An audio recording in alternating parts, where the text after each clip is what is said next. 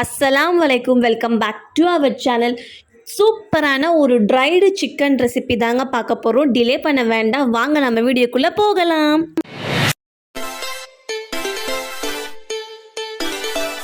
கடாய் சூடானதுமே தாராளமாக 3லேருந்து 4 table spoon அளவுக்கு எண்ணெய் சேர்த்துக்கலாம். எண்ணெய் சூடானதுமே 2 மீடியம் சைஸ் வெங்காயத்தை பொடியாக நறுக்கி எடுத்துக்கோங்க.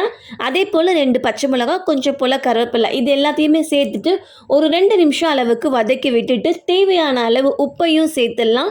சேர்த்துட்டு வெங்காயத்தோட கலர் கொஞ்சம் போல் மாறி வரும்போது 1.5 டேபிள் ஸ்பூன் அளவுக்கு இஞ்சி பூண்டு பேஸ்ட்டையுமே சேர்த்துட்டு இஞ்சி பூண்டோட அந்த பச்சை வாசம் நமக்கு போகணும்.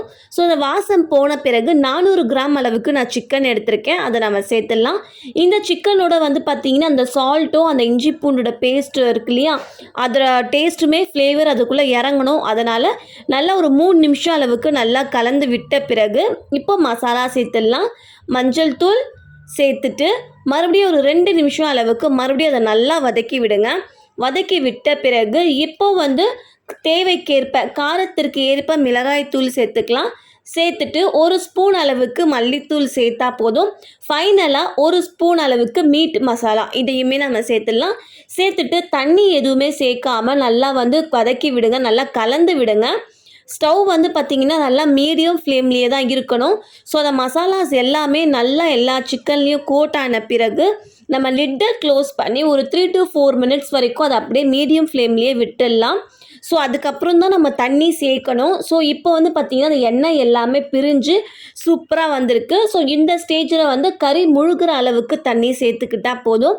தண்ணியை சேர்த்துட்டு தண்ணி நமக்கு நல்லா கொதிச்சு வரணுங்க. கொதிச்சு வரும்போது உப்பு காரம் இது எல்லாமே ஆஸ் யூஷுவல் நம்ம செக் பண்ணிவிட்டு மறுபடியும் லிட்டை க்ளோஸ் பண்ணிவிட்டு 15 to 20 மினிட்ஸ் வரைக்கும் அதை அப்படியே மீடியம் ஃப்ளேம்லேயே விட்டுடணும்.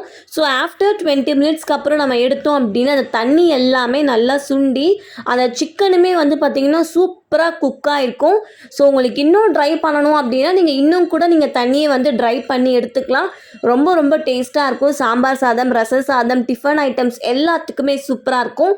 கண்டிப்பாக ட்ரை பண்ணி பாருங்கள். உங்களுக்கு என்னோடய வீடியோ பிடிச்சிருந்தா மறக்காமல் லைக் பண்ணுங்கள், உங்கள் ஃபேமிலி அண்ட் ஃப்ரெண்ட்ஸோட ஷேர் பண்ணுங்கள். அடுத்த ஒரு வீடியோவில் சந்திக்கும் வரை tata bye and thanks for வாட்சிங்.